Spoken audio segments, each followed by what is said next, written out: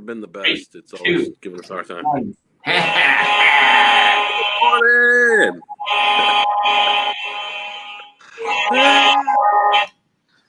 Jake always gives me 2 or 3 more of those than I want. Shut it off, bro. Anytime the recording starts, the 3, 2, 1's actually like it starts 3, 2, 1 actually when it gets to 1. So, but today, welcome.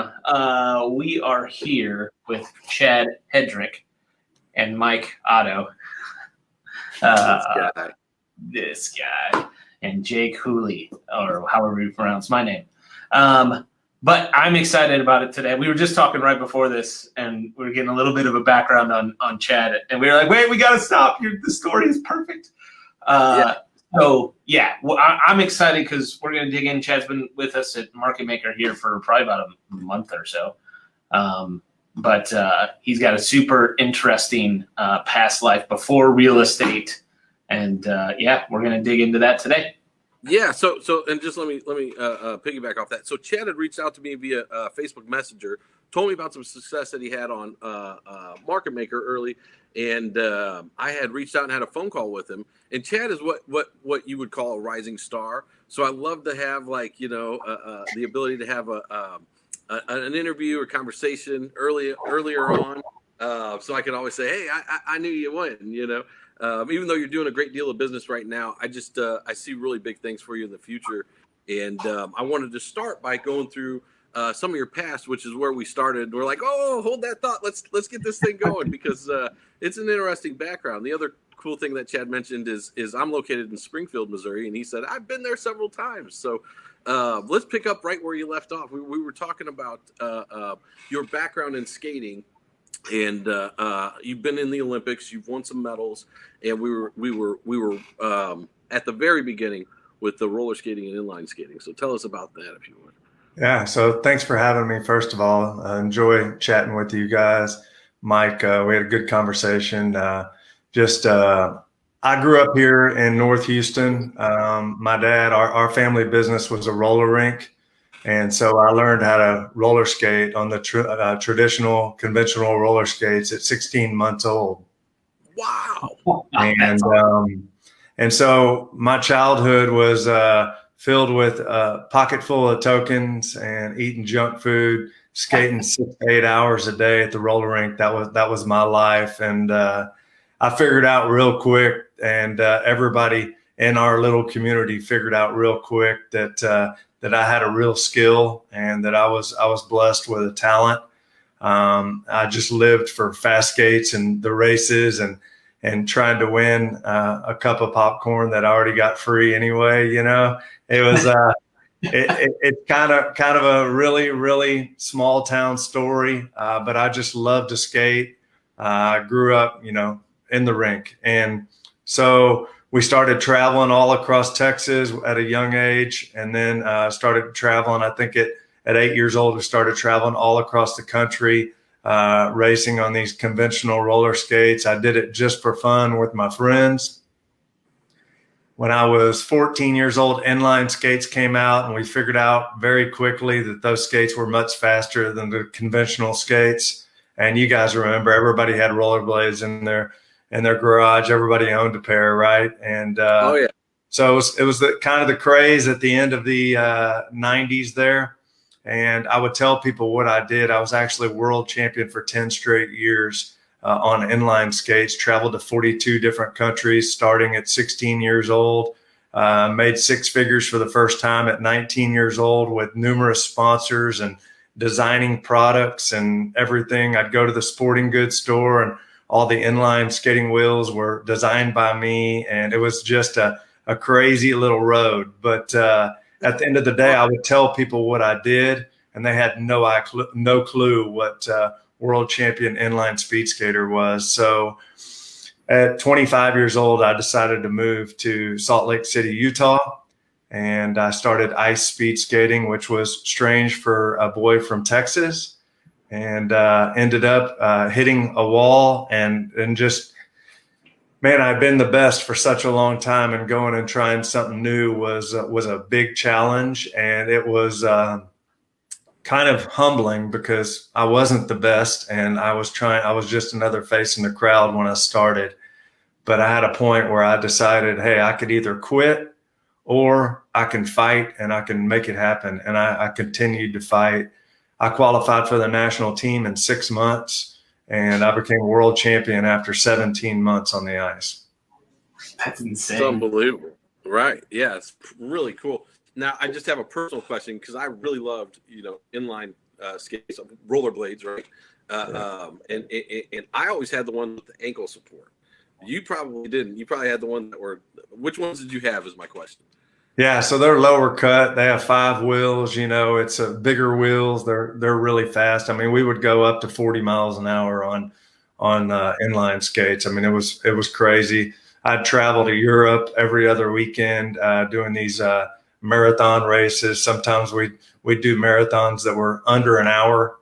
So it's pretty fast. And yeah, it was a big sport across Europe and South America, but really here it was just more of a recreational thing. And so I had to find something that, in all honesty, I wanted the recognition for all my hard work. I'd worked my whole life for this, and I wanted to be able to display that. And I was able to do that when I qualified for the 2006 Olympics in Torino, Italy. And I had the pleasure of participating in the first event of that Olympics and winning the first gold medal for our country. Nice. Congratulations, man. Yeah, that's so cool. I was just thinking, like, I was such a fanatic because I didn't know the inline skate story of rollerblading as a kid. You might have designed my rollerblades. You might have had like your fingers all over. It's amazing how small the world can be sometimes. You just never know. I think Veriflex or something was the main brand back then. I don't even remember now. So I just the only pair that I actually remember were like convertible ones that you could turn into rollerblades, ice skates, or like they had these little skis, and I had big enough feet where those could actually keep me up. But in Illinois, that was very versatile. Just as I'd like to say, you could actually use all three, but I doubt they were built for speed. Yeah. I listened to you guys, and I spent my whole life doing this, and I would tell people what I did, and they really just had no idea what it really was because they hadn't seen it in person. But it was a different childhood. I stopped public school at my sophomore year, went to private school. I had a different life as a teenager. I put my sport and my goals ahead of everything. And at the time, I probably missed out on a lot of fun with my friends. But at the end of the day, standing on top of that podium with a gold medal around my neck, it was definitely a feeling that was well worth it. And all that dedication and sacrifice there was success behind it all. Absolutely, man. And I love that. I want to piggyback that because this is actually like possibly my dream come true in terms of like a question and answer session, because like I don't know how many times I've preached this to real estate agents that like if you want to be a gold medalist, you have to train like a gold medalist with anything you want to do. And I feel like a lot of people want to have that like mecca that they hit in the real estate business, right? But the work that they're willing to put in is nowhere near it. And like, we actually have a gold medalist on here. So like, what was that train? Like you had to dedicate you left school. You're traveling internationally at a very young age, sacrificing so much to your craft, to be the best of the best. Like, can you kind of give a little bit of an insight of how much work that actually was? Like there's talent, but then you got to put the work in. Yeah. So one thing I'd like to say, in my sport, for example, the difference between first and second could be 0.02 seconds. Wow. So every day, every bit of effort, everything that you do each day compiles, and it could be the difference of spending 4 years, or if not your whole life, to be part of that Olympic team and to be able to win a gold medal. So when I think in that perspective, it changes everything, because getting a listing, getting a buyer, creating a new relationship, all these little things in real estate are the difference between going to the title company for a closing or just being another guy that was another realtor. Yeah. Yeah. And so for me, it's been really, really important to be able to take that mentality. And I got to tell you, I mean, I was a very confident athlete. I stepped to the line and I knew that I'd put the work in to be a champion, to win. And one thing that blew me away about this business that's sometimes still a struggle is that sometimes I continue to compare myself to other people that have been in the business longer, or that are doing this thing to build their business, or have a billboard here on the freeway, or whatever they're doing that differs from me. And it's like me going to the starting line and looking at everybody else's legs and skates like already defeated, right? Yeah. Mm-hmm. And so if you feel that way, and you're naturally, as a human, you're going to feel that way. There's going to be, things that you feel there's holes in your business. But ultimately, if you focus and do the things that you need to do and show up at the race, you're going to be prepared and ready to go. So it's, there's some humility in that, and just, worrying about what you do and not what everybody else is doing. I think that's really interesting. I was showing my little brother last night an interview with Jeff Bezos. He's got a company he's starting, and Jeff Bezos says that his key to success has been an emphatic focus on the customer. He said, I talk to CEOs about this all the time, and they'll pretend to focus on the customer, but really they're always focused on the competition. He said, we don't pay any attention to the competition. We just completely just dial in, focused on the customer. And, that there's a lot of wisdom in that, and it's not easy. Yeah. I mean, I completely agree. When I'm riding my bike every Saturday, 100 miles in the mountains of Utah, when I was training, I wasn't thinking about a gold medal. I was thinking about getting the edge. I was thinking about just a little more effort. And I think that can translate into relationship building and focusing on the deal, not the finances that are attached to it or the result, but just the deal, because the deal is the relationship, and the relationship turns into more relationships. And I think that's something that's a focus for me and my business. I love it. How long have you been? You haven't been in the business long, which is what you shared with me during our original call. How long have you been in the business? Just short of 4 years. And we started a group called the Gold to Sold Group out here outside of Houston.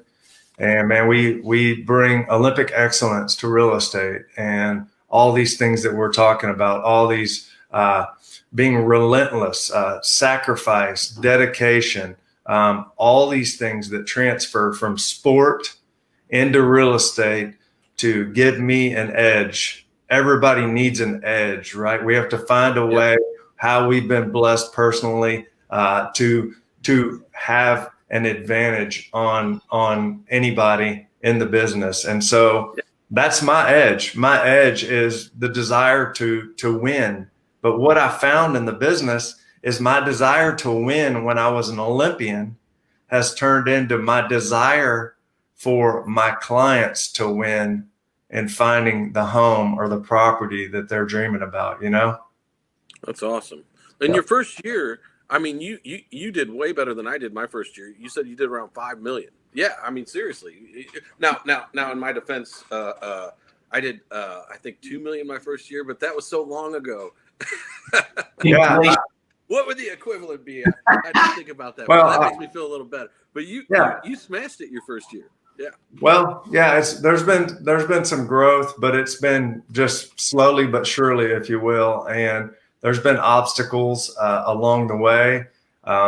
You can work as hard as you want, but if you don't know what you're supposed to be doing, you're just banging your head against the wall. So I've had to bring in get a lot of wisdom from people around me, a lot of coaches and a lot of different people, just to really invest in me personally and my business to be able to direct this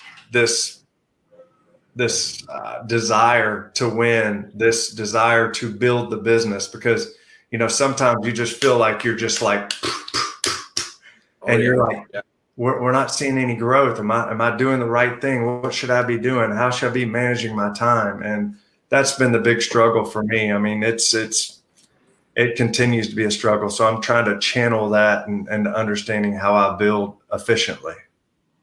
Well, what was interesting to me was just the fact that you reached out. I mean, so many people don't do that. A lot of the success that I had was just reaching out to people who were so much, more successful than me in the business. And the best ones, the ones that were the most successful, would be like, yeah, what do you want to know? I'll tell you, and the ones who weren't, didn't do that, I just keep on going and try to find, like you said, that direction, what they did. If someone else can do it and I can see them doing it, well, then I have a much greater shot of being able to accomplish it myself, And I think over the past 2 weeks, I've met with 2 realtors who are big time here in Houston.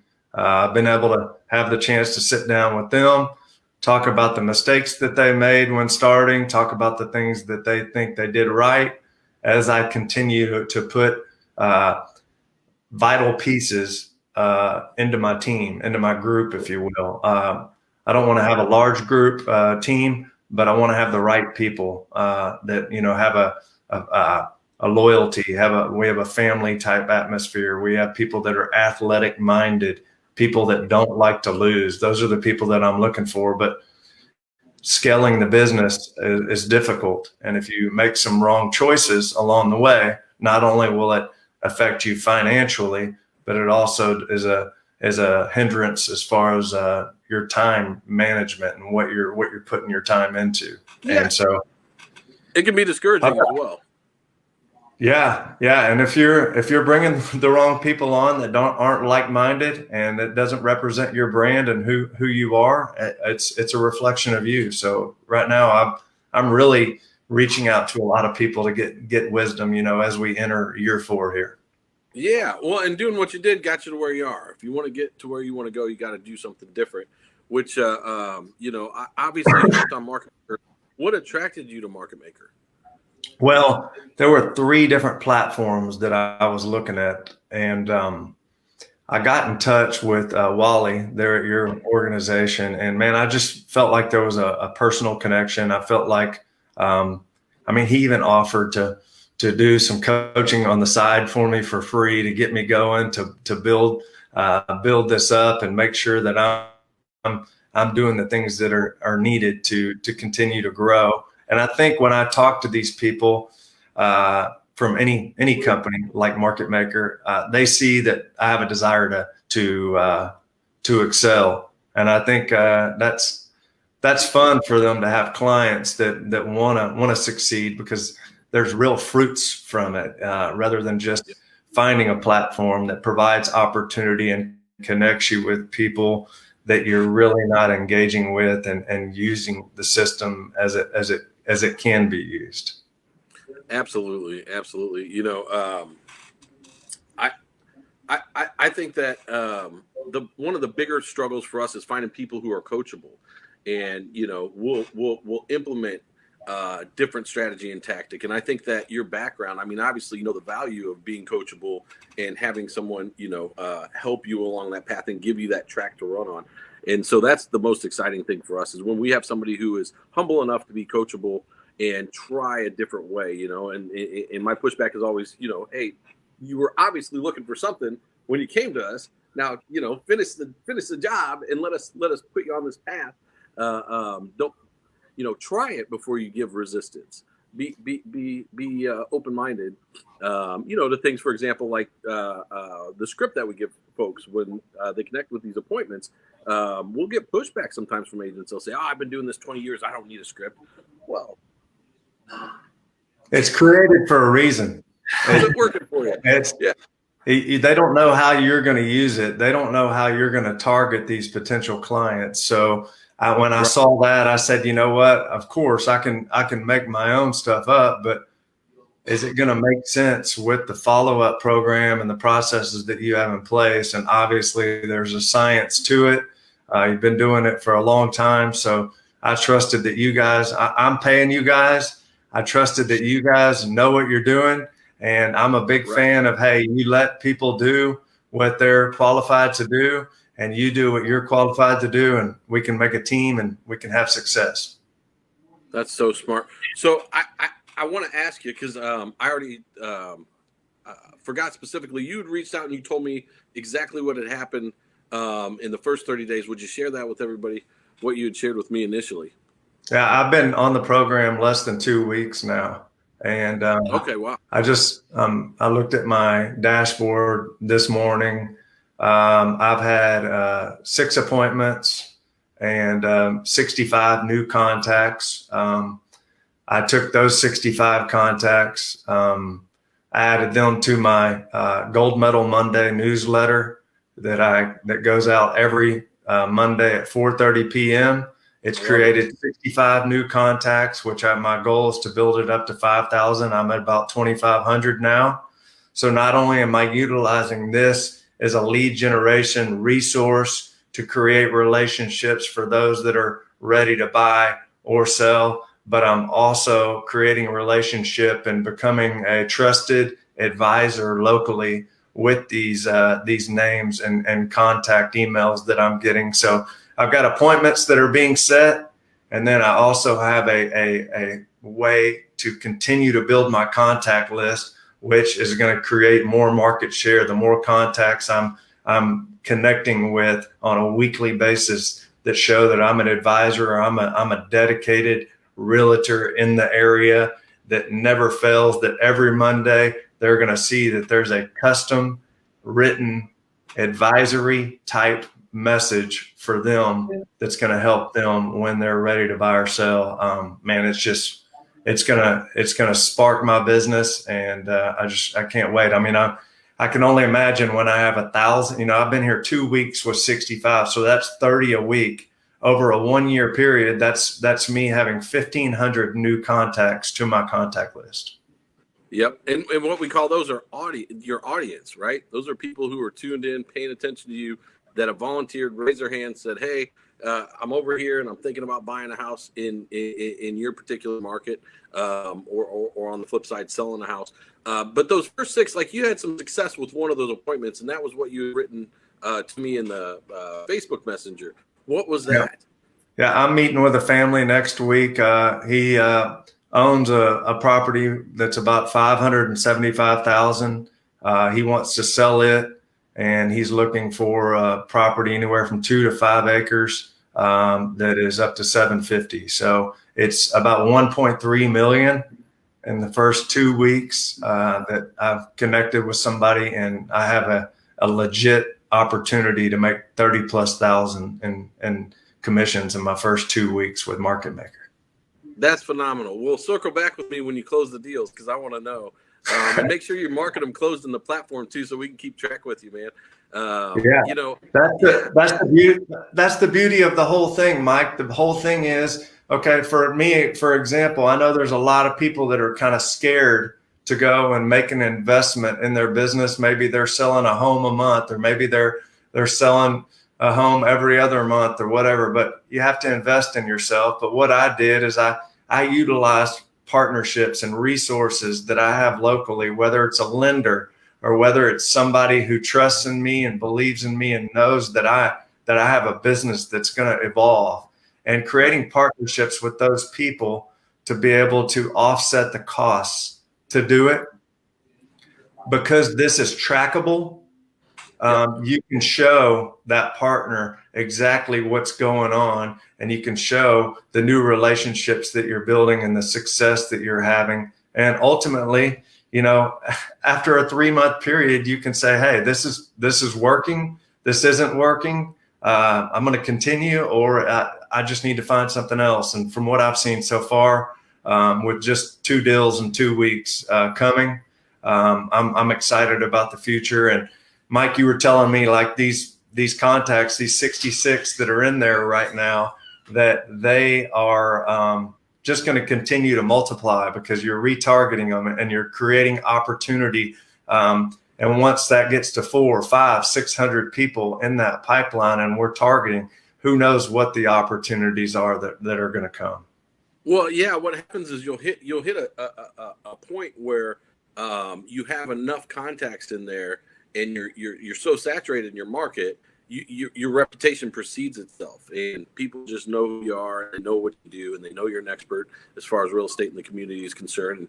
And that's the most fun place to be in the business because it eliminates a lot of the things that really just kind of suck in the industry.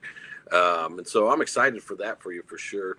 I think that, the main thing is, like you said, most people are afraid to invest and it takes time. I mean, if you're looking at all the other opportunities out there, like you mentioned, a billboard, it costs about the same amount as a platform, but what do you really get from it? It's not trackable. You don't know. I made that mistake. I always tell the story. I put a billboard up in my market when I was, I don't know, maybe 22.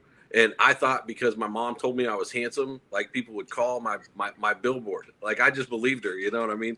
Thanks, Mom, for not telling me the truth. But you know what I mean? Like I thought that would work, man, and it didn't work. I remember I was at church, and this guy comes up to me and he says, "Hey, man, I saw your billboard." And he was a prominent business owner in the community. And I was like, "Oh, thank you."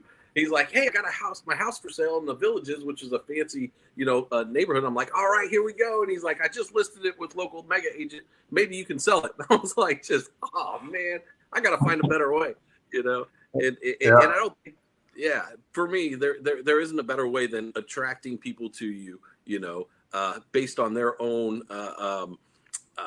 free will. You know what I'm saying? And having them, come to you as a lead. And I think that the main thing that most agents forget is the fact that these are people. These are people filling out this form. They're not leads. They're not, some obscure thing out here in the digital universe. I mean, they're human beings in your market that are trying to find information about, purchasing or selling a home. And I think that just escapes us because of, in my opinion, people get desensitized, because of the internet. And it really concerns me right now with all these kids staying home and being on screens, some of them 8 hours a day.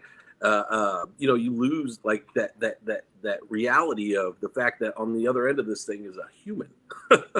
Yeah. And the coolest thing to think about it is these opportunities are a chance to build a team, to build opportunity, to help others around you, to be able to provide a career for people that want to hustle. And, if you want to do that and build a small team and utilize these contacts that you're building, this investment can be very, very beneficial in a short amount of time. Absolutely. That's when you go from personal growth to contribution. And I think that's when your business really, really takes off.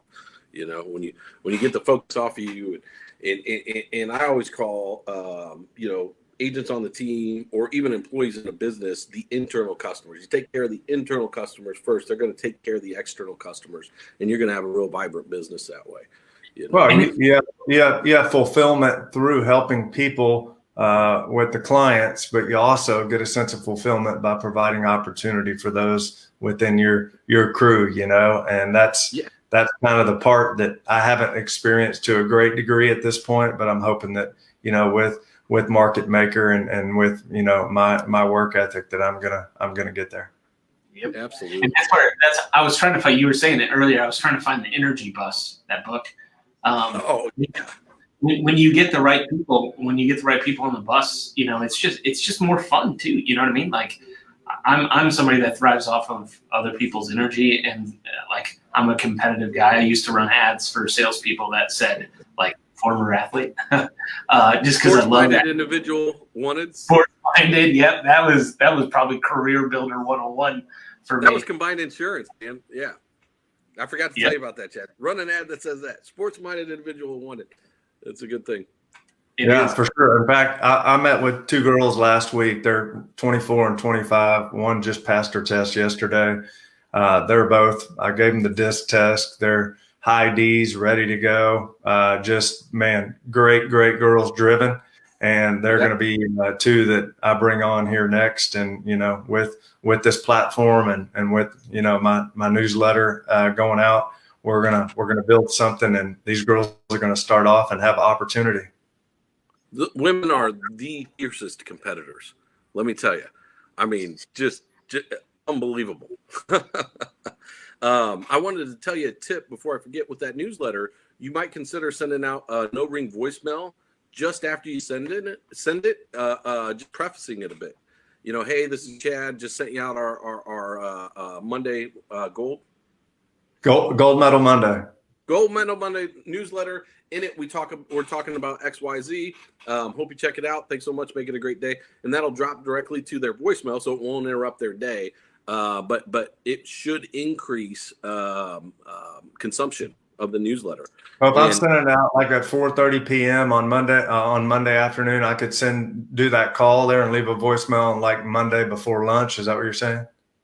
Yeah. Well, you could send it. You could have the call go out at 4:35, and so just submit a ticket and they'll walk you through it. But it's super simple. You just go select all, no ring voicemail, have it queued up, pre-record it, choose which one you want, and it'll go out. And I would make it custom for each newsletter, because I assume you're writing the content anyway, so you're putting in the work. So it'd just be a little extra step, probably take you 5 minutes. Studies show that a phone call after a direct marketing piece like that increases the again consumption tremendously. And the thing is, for the consumer, although most people are pretty smart these days as far as digital marketing is concerned, they'll feel really special that they got that voicemail specific from you in addition to that newsletter. So I just wanted to give you that tip since you're doing that. And I wanted to tell you too, congratulations, because putting in that extra work, putting out that content, that's what builds relationships today. And it's some of the work that we don't see many agents do. I think it's not because of laziness. It's because of lack of clarity in specifically what to do. And then sometimes there's fear in putting yourself out there, Yeah, for sure. And all the topics have to be something that's tangible, whatever's going on, not just market updates, but also meeting them in a personal way and understanding, with COVID, for example, or now here with our hurricane that we have coming through, preparing for that, all these good things that you can relate with the person directly. Because anybody can say, oh, the market's down 13% and this price point, da-da-da-da-da. But, that stuff gets old. And because you have a specific area of Houston that you're covering, like any of the local stuff, like a new restaurant, like the more things that are pertinent, like, oh, that was helpful, you know what I mean? Or like school games or any of that stuff, new builders. I mean, like any of that stuff goes a long way. Yeah, for sure. We've got this local toffee store. It's called the Toffee Cellar. And I'm actually going in there over the next couple of weeks, and I'm going to make toffee, and I'm going to video it as one of my favorite places to hang out in the area. So I'm going to put the hat on and everything. I'm going to roll it. Well, make sure you're uploading it to the blog and the platform as a video blog, syndicating it, and I can walk you through some of this, or the team can, because that'll help you with the SEO stuff we were talking about, especially if it's specific localized content like that nobody's going after. It's really amazing how fast that'll compound. So, because you can syndicate it too to Facebook, YouTube, all with the click of a button, right? And just push that content out there, and you absolutely should if you're taking the time to make it. The hardest thing, like we built all these amazing tools for this stuff, was getting agents to do it. Chad, they didn't want to do it. And I was like, oh man, I'm not trying to change the consumer's habit. Let's just figure out what they want to do and make it easier for them. But if you do it, it's definitely the long game, and it's a huge asset for your business in the long term. As far as, if you want an exit strategy, sellability, like all those type of things, it's really valuable. And of course, it lives forever because the internet is written in ink. So, it just gives you a long-term foundation in your marketplace. And if you look, I mean, there's not many agents that do that. So it's usually pretty soft ground still. Yeah. I'm excited. We'll see. I mean, if things continue to compound after just 2 weeks, I mean, I had 2 calls yesterday One just wanted to refinance, but you know what? He didn't want to buy or sell, but that's a new relationship I have. And I took him to my preferred lender, and that's we're going to be a team in the future. I don't know what that looks like at this point, but there's a relationship that's there now. Absolutely. Well, to be completely transparent, usually we don't expect much, in the way of traction success until after about 90 days. So the fact that you had some success already is really cool, and I really appreciated you reaching out to me and sharing it, and I appreciated making the relationship as well, and in your history. Like I said, it's super cool. If you get back to Springfield, like I said, let's go have lunch. I know it's not a destination necessarily, so but if it suits, and likewise if I'm down in Houston for sure, or even Dallas, Jake's in Frisco area, so. I really appreciate having you on. I know we've kind of ran over here, Jake, and I want to be respectful of Chad's time as well. But, man, it's so cool. So excited for the future with you, and super excited to build this relationship together, too, as we go. So thank you for being so gracious and coming on with us and just sharing some of your success and the things that you found in life to be the person that you are today. Yeah, thank you. I hope we can revisit in 6 months here and talk about this road and what it looks like and how this transformed my business in that short frame of time. Yeah, absolutely. I'm definitely looking forward to that. We'll definitely do a follow-up on this. Well, thanks so so much. I got one more thing to show you guys. Hold on 1 second. Check it out.